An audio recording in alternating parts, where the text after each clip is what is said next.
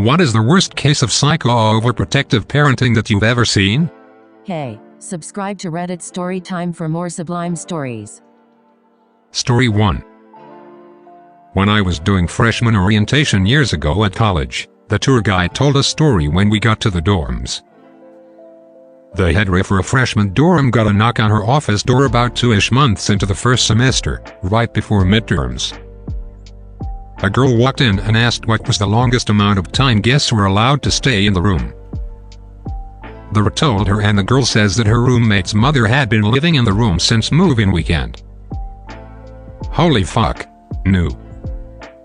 Story 2. My wife's mother. Too many acts of lunacy to mention, but the one that sticks out was when we went to their house for a family barbecue. We were in our mid-20s. Mom decides to start a fight over my presence, as I wasn't family and thus should not be attending. Wife says if he's not welcome, we're leaving. Mom says, no you're not. You're grounded. Wife just gives her this tilt your head sideways look and says, we're going back to our house. Story 3. I know someone who just moved into her college dorm a couple weeks ago. This girl has never had a house key as her mom wouldn't allow it. If she wanted in the house, mom better be there. Her parents also have all of her social media passwords, and her mom openly states she used to go read the chat conversations. Not as bad as others, however the girl has already been home one weekend and is set to come back in a few weeks. We're all wondering how she'll rebel once she's under the college experience. This girl's brother, who is in middle school, maybe just started high school, is worse. He is so coddled that he freaked out when he was left in a waiting room at a doctor's office alone while his uncle went back for his appointment. The kid could not be left alone. For the record, neither kid is special needs. Story 4. Around the middle of my first semester of college, I lost my phone. I noticed it was missing around when I got back to my dorm. Thinking that I left it in one of my classrooms, I called it from a friend's phone. A classmate, who lives off campus, had found it. He took it home, because he knew it was mine and was going to give it back next Monday during class. And that was that. I would get my phone on Monday, so problem solved. Boy was I wrong. Because he turned off the phone after that call, my mother couldn't get a hold of me. My mom, being my mom, assumed I was dead in a crack house after doing too many drugs. The lunatic took a plane and flew from Panama to DC, just so she could make sure I was okay. Halfway across the continent just so she could ask one question. Keep in mind, my best friend and 4 other high school friends were attending the same college as me, and lived in the same dorm building as me, and she had all their phone numbers. Also, to make matters worse, that was not the last time she took an 8-hour flight just to make sure I was okay. Story 5. My first roommate in college was extremely coddled by his mother. His home was about an hour away from campus, and she came up every day to get his laundry and make his bed, clean his side of the room. They were both neat freaks, and I wasn't a slob by any means, but I wasn't quite as neat as either of them would have liked. What ended up happening is I would come back from class and find her making my bed, organizing my desk, and picking up my dirty clothes. Didn't really appreciate that, but I didn't want to make waves, so I just kept my mouth shut. Finally it got really weird when I came back to the room after class had gotten cancelled and they were both in the same twin bed. He was sleeping and she was stroking his hair, face, and singing him a lullaby. Story 6. Wife grew up in a quiverful family.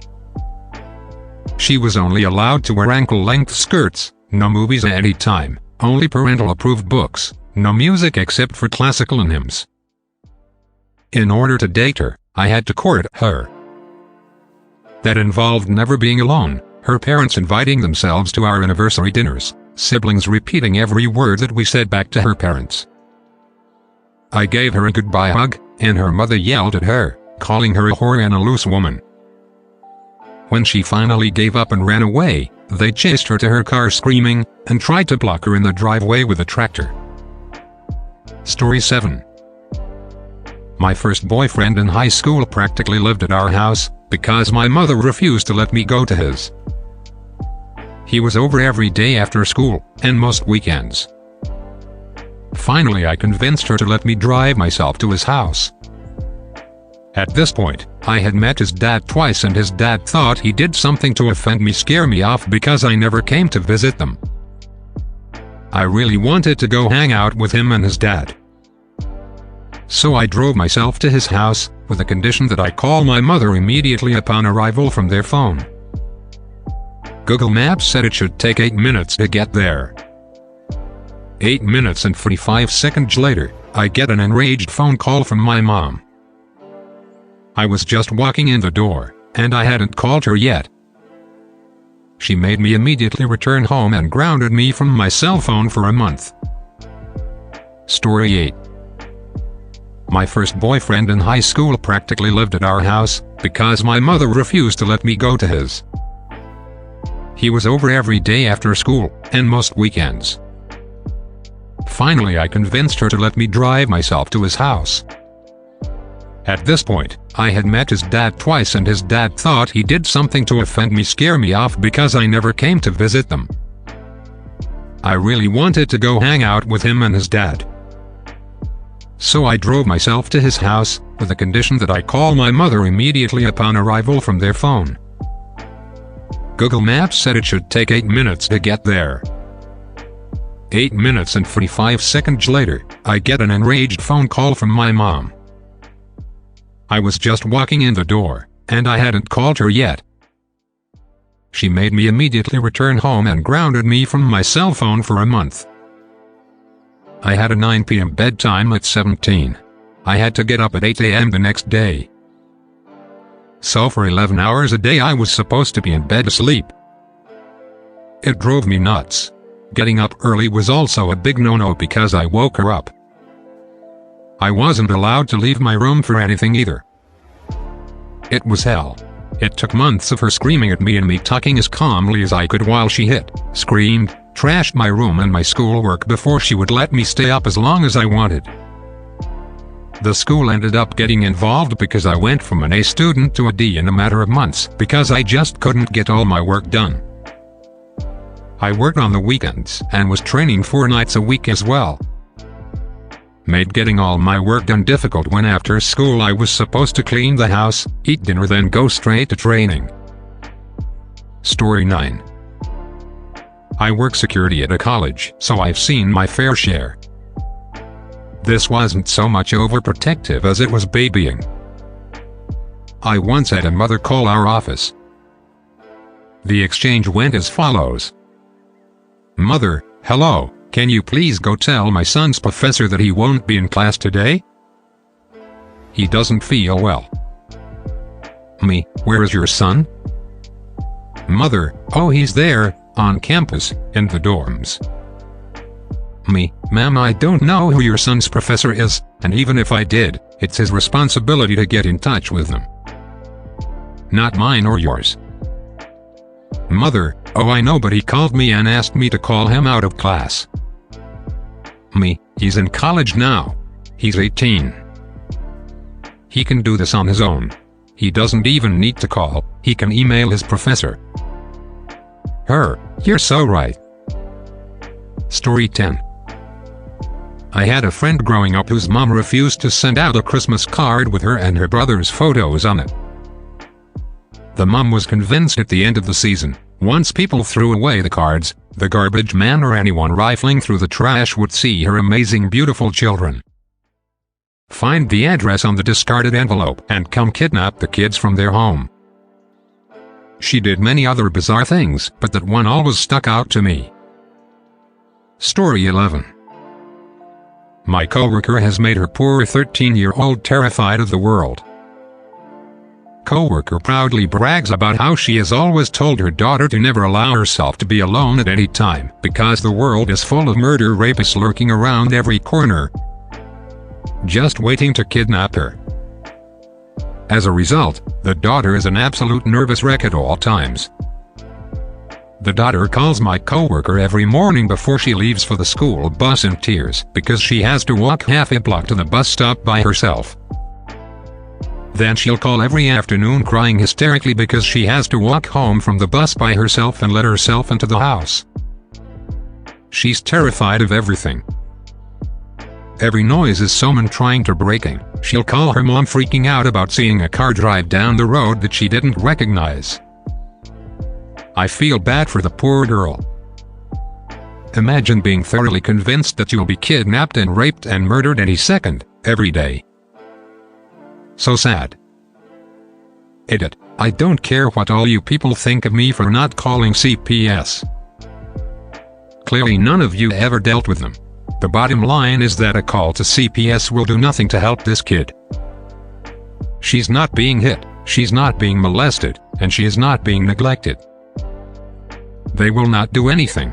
The only thing a call to CPS would do in this case is turn her mother's paranoia up to 11. If I thought it would actually help, I would call. I'm not a fucking monster. I don't need to feel guilty or blame myself over choosing to not make this girl's life even more of a nightmare than it already is. If she was being hit, neglected, or molested, maybe it would help to call, and I would. CPS is not the all-powerful, fix-everything-after-one-tip institution you all seem to think it is. The abuse-neglect needs to be obvious, provable, and extreme in order for them to intervene in any meaningful way. And the older the child is, the less likely they are to get help at all. CPS is designed to keep families together. Ask any social worker how they feel about CPS, and I guarantee you they will have dozens of stories about how unhelpful CPS actually is. I refuse to give her mother the push she needs to lock that poor child in the house until she's 18 like some kind of actually afraid of the world mother Gothel. Story 12. I stopped inviting my son's friend over because his mother had so many rules. He could not eat hot dogs or grapes, choking hazard. No hamburgers at restaurants or at our house because they might not be cooked through. No playing outside without an adult present to watch. This was through 6th grade, even.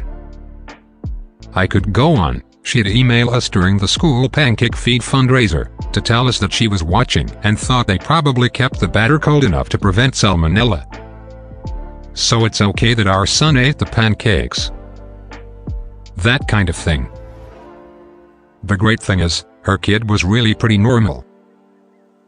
In contrast, I invited another friend over for him, and they were outside monkeying around and got a kite caught in the tree. His mom came to get him, saw it up there, scoffed at their efforts to fish it out with a rake, and ordered her son to climb up and get it. He hesitated and she was like, "Get up there." So he scrabbled up there like a monkey while I thought, yes, this is a normal childhood. Story 13. I stopped inviting my son's friend over because his mother had so many rules. He could not eat hot dogs or grapes, choking hazard. No hamburgers at restaurants or at our house because they might not be cooked through. No playing outside without an adult present to watch. This was through 6th grade, even. I could go on. She'd email us during the school pancake feed fundraiser to tell us that she was watching and thought they probably kept the batter cold enough to prevent salmonella. So it's okay that our son ate the pancakes. That kind of thing. The great thing is, her kid was really pretty normal. In contrast, I invited another friend over for him, and they were outside monkeying around and got a kite caught in the tree. His mom came to get him, saw it up there, scoffed at their efforts to fish it out with a rake, and ordered her son to climb up and get it. He hesitated and she was like, "Get up there." So he scrabbled up there like a monkey while I thought, yes, this is a normal childhood. Story 14. My best childhood friend mom was an overprotective bitch. After his dad left him, she practically went insane. She went and enrolled him in counseling before putting him on a shit ton of psych meds. One night he locked himself in his room to Skype. His dad and his mom came upstairs and busted down his door with a chair or some shit and took his laptop away and told him he was never supposed to talk to his dad ever again. So he threatened to run away or kill himself. So she sent him to a mental rehabilitation camp for about a year.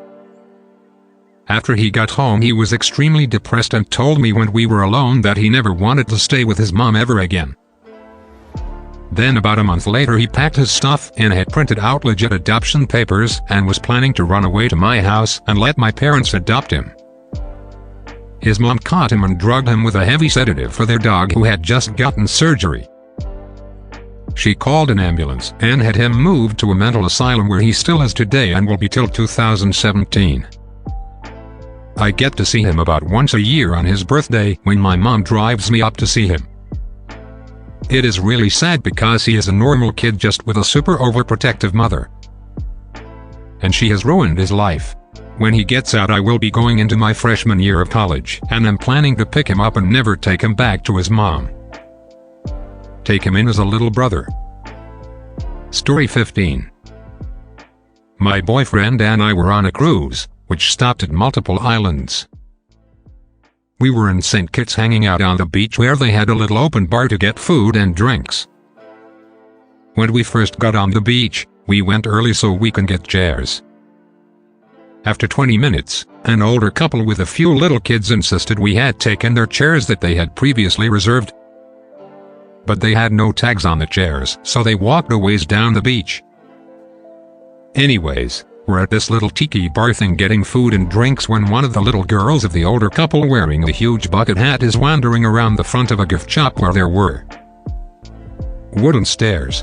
All of a sudden, the little girl isn't paying attention and walks up the stairs and bumps her head on a tree and falls down 2 steps. We saw the whole time and she barely bumped her head, but as a child I probably would have cried too. The mother ran over to the little girl screaming, Oh my god, are you alright? What happened to you? What happened? Oh my god.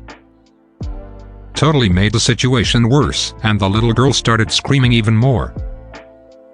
When the dad turns to us and asks if we saw anything, we just said she bumped her head and fell, no big deal.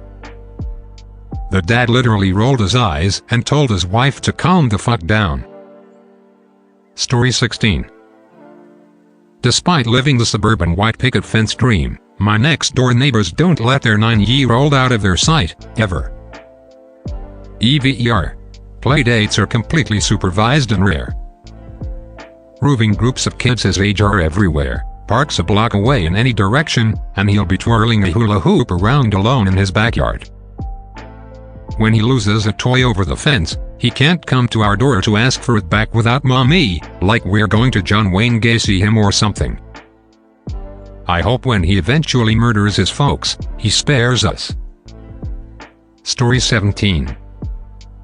My aunt doesn't let my cousin run.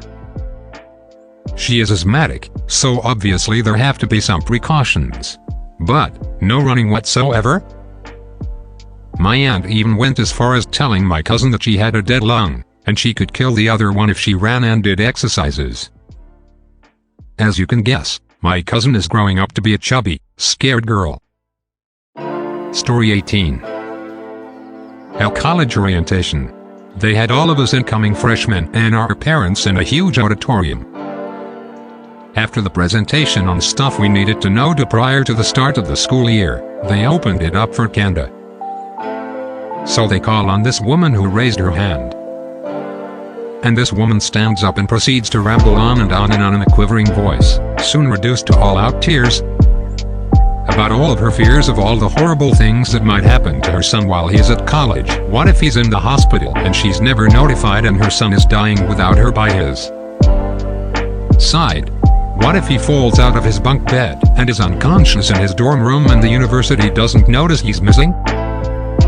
What if, etc., etc. It's this super nerdy, nervous, mother hen type woman. Her husband and her poor son are shrinking down in their chairs. The poor son doesn't take his eyes off of his feet the whole time. I felt so very bad for that poor boy. Starting college is nerve-wracking enough, and here this poor kid gets to start off his college experience by possibly being known as that kid with the overprotective hysterical mother at orientation.